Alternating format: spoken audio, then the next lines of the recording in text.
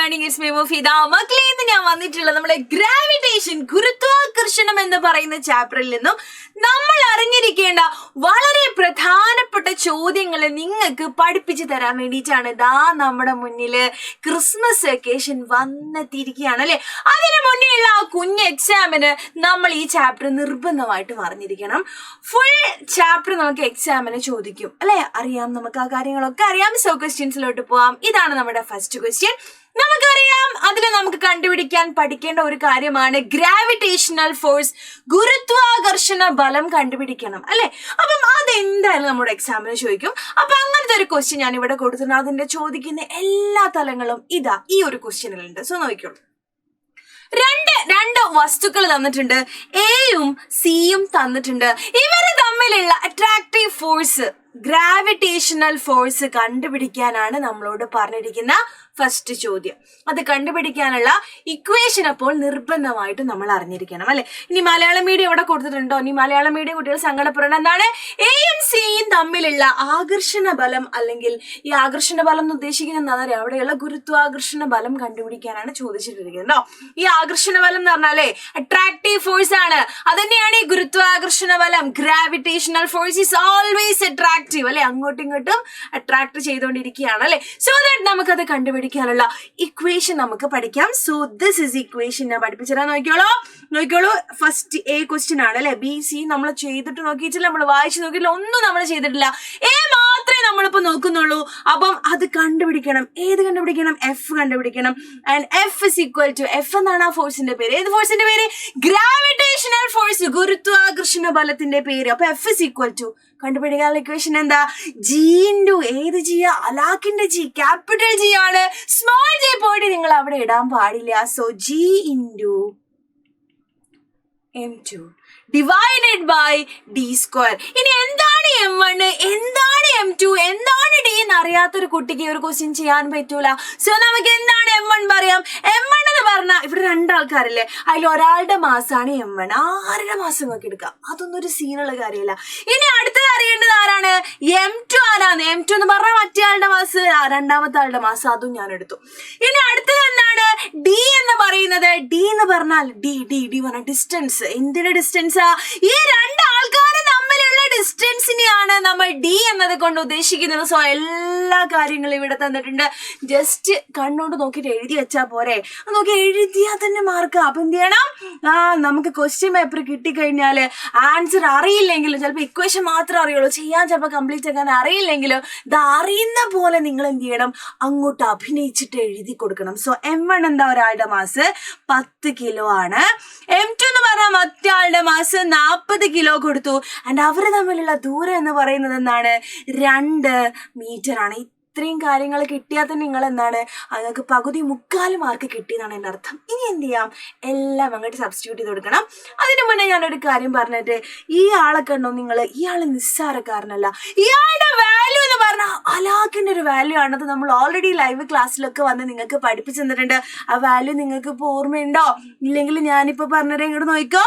G, universal gravitational constant. പേരിന് എന്തോ വലിയ പേരാ. എന്താണ്? സാർവിക ഗുരുത്വാകർഷണ സ്ഥിരാങ്കം എന്നാണ് നമ്മൾ അതിനെ വിളിക്കുന്നത്. അതിനൊരു വാല്യൂ ഉണ്ട്. വാല്യൂ ഒരു വലിയൊരു സംഖ്യ പഠിച്ചു വെച്ചോ. 6.67 × 10⁻⁻11. യൂണിറ്റും കൂടെ കേട്ടാൽ നിങ്ങൾ ഞെട്ടും. എന്താണ് ആ unit? Newton metre square kg⁻⁻². ഇതാണ് എന്റെ യൂണിറ്റ്. മനസ്സിലാക്കി വെക്കണം കേട്ടോ. അതവിടെ എഴുതിയിട്ട് നിങ്ങൾ കാണുന്നില്ല അല്ലെ. ഞാനത് ഇങ്ങോട്ട് മാറ്റി തരാം കേട്ടോ. അപ്പൊ കാണില്ലേ?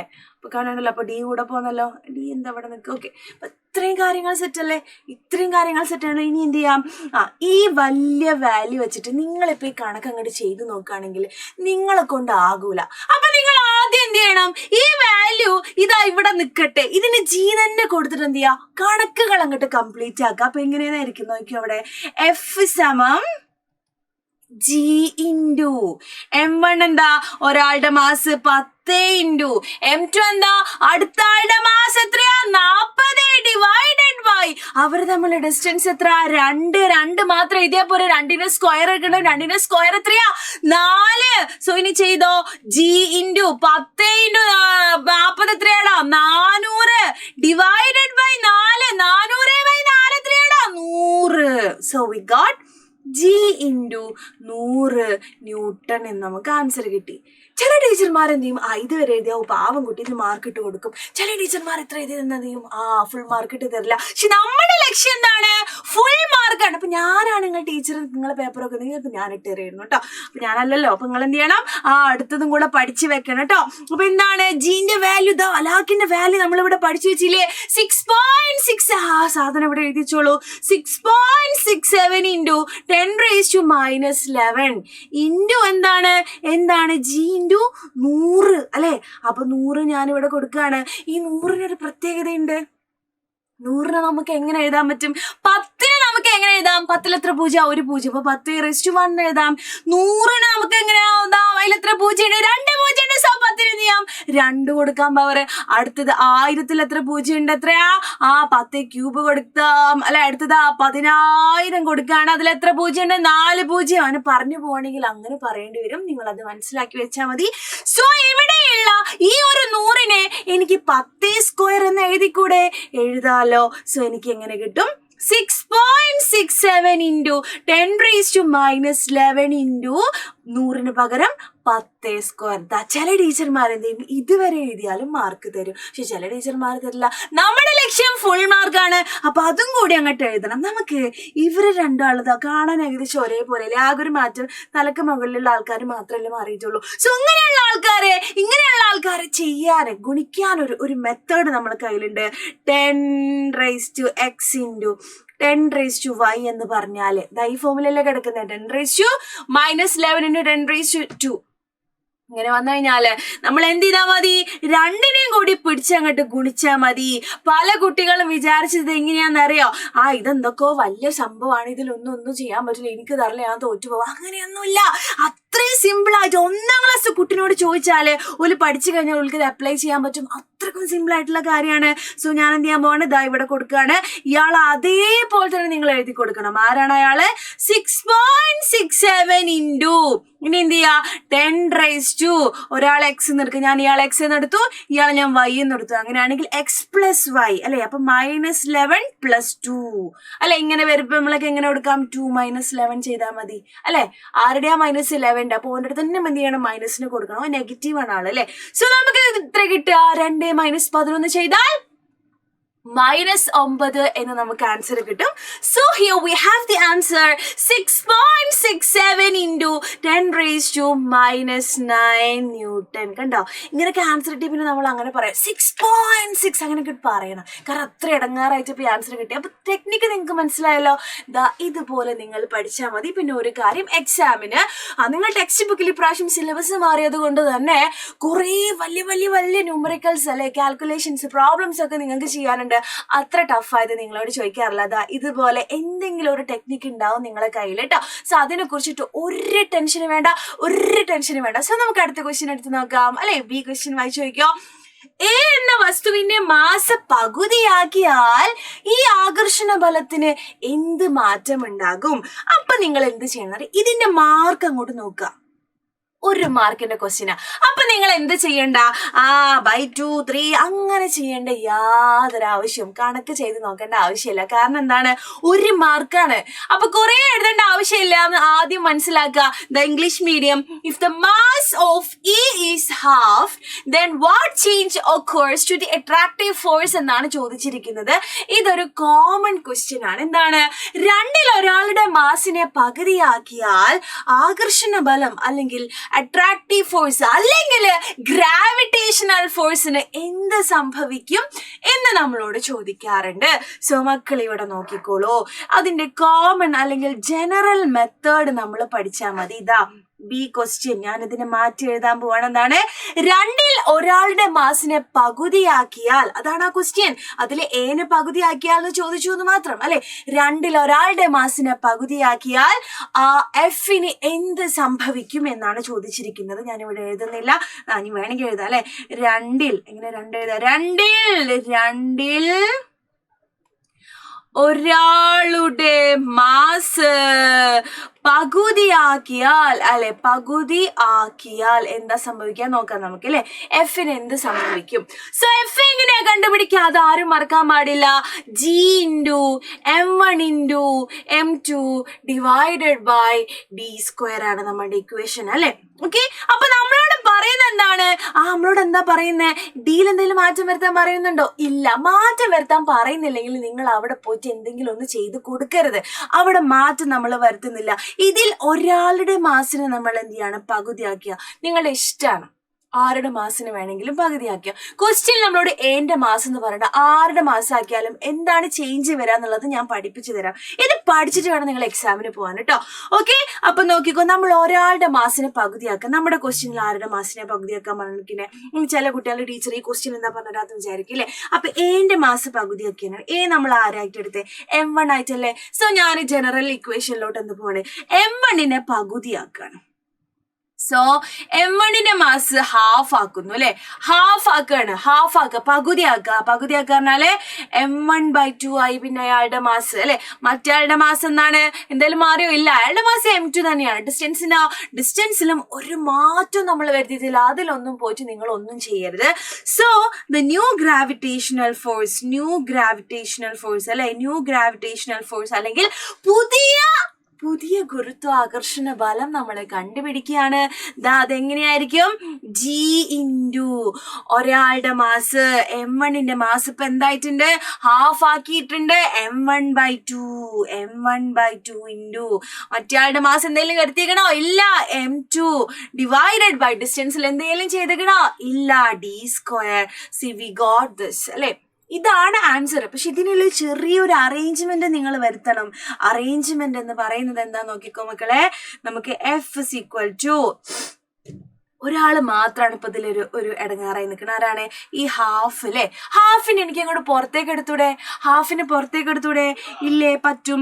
സോ 1/2 ഇൻറ്റു അവിടെ m1/2 എന്നായിട്ടാ കിടക്കുന്നത് അല്ലെ, m1/2. അപ്പൊ ഞാൻ ആ ഹാഫിനോട് പുറത്തേക്ക് എടുക്കുക. പിന്നെ ആരൊക്കെയാ ബാക്കിയുള്ളത്? ഇയാള് ബാക്കിയുണ്ട്. ചുരുക്കം പറഞ്ഞ എല്ലാവരും ഇതിലുണ്ട്. എന്തൊക്കെയാണ്? g into m1 into m2 divided by d². ഈ ജിന്റെ m1 m2/d എന്ന് പറഞ്ഞാൽ എന്താ? ഇതല്ലേ നമ്മളുടെ ഫോഴ്സ്. അപ്പൊ എന്താണാവുക?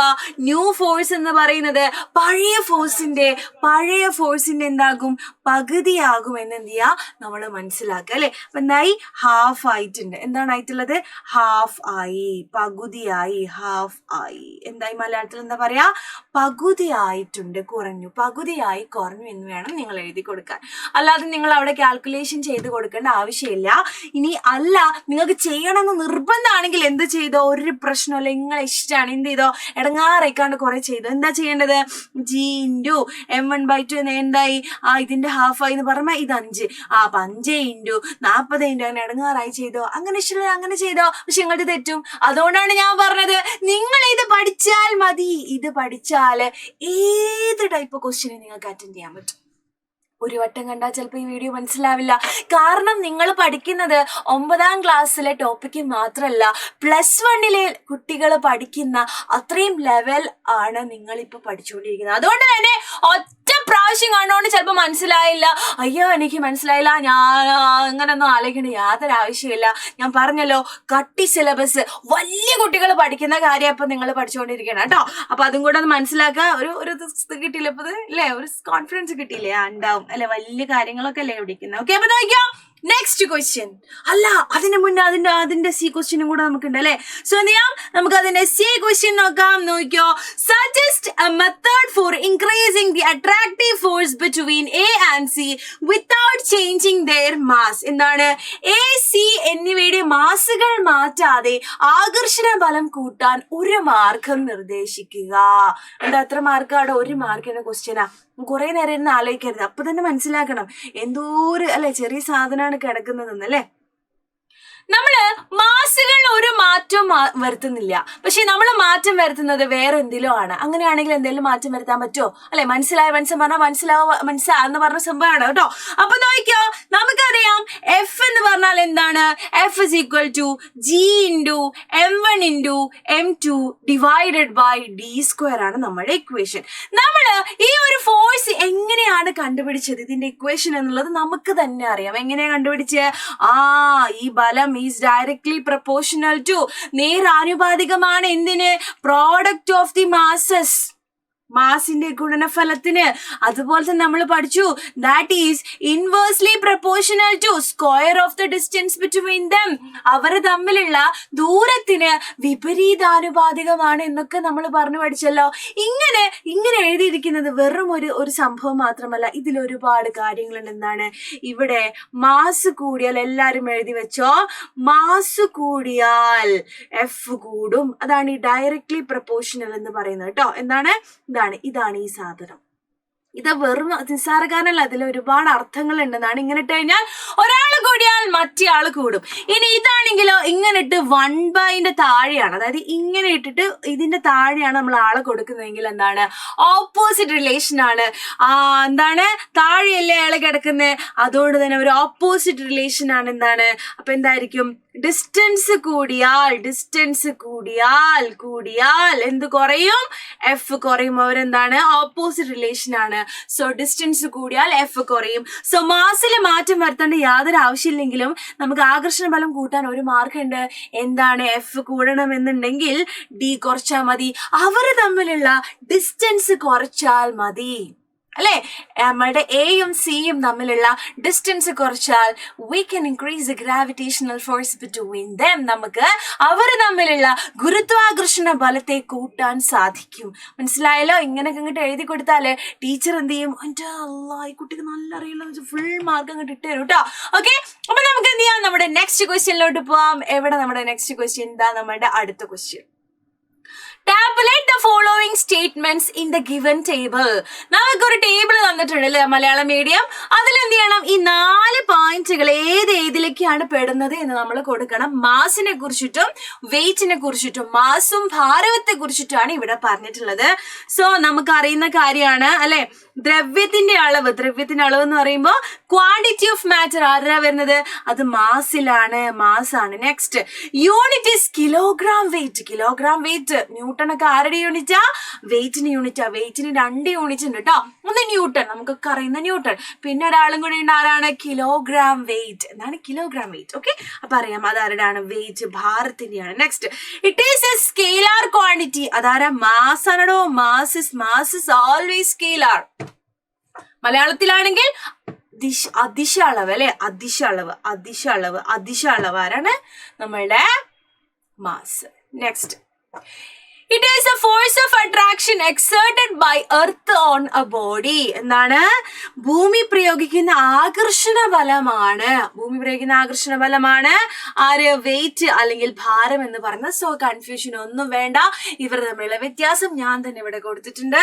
ഓക്കെ, മാസ് എന്ന് പറഞ്ഞാൽ total amount of matter present in an object. ഒരു വസ്തുവിൽ അടങ്ങിയിട്ടുള്ള ദ്രവ്യത്തിന്റെ അളവ്, അതിന്റെ യൂണിറ്റ് എന്ന് പറയുന്നത് കിലോഗ്രാം ആണ്. അപ്പൊ മക്കളെ മനസ്സിലാക്കി വെക്കുക, കിലോഗ്രാം അല്ലെ. നമ്മളെ കയ്യില് 1 കിലോഗ്രാം പഞ്ചസാര ഉണ്ട് എന്ന് പറഞ്ഞാൽ അതിന്റെ മാസ് എന്നതുകൊണ്ട് ഉദ്ദേശിക്കുന്നത് എന്താണ്, അതിലടങ്ങിയിട്ടുള്ള പഞ്ചസാരന്റെ തരണി മണികളുടെ അളവിനെയാണ് നമ്മൾ എന്ത് പറയുന്നത്, മാസ് എന്ന് പറയുന്നത് അല്ലെ.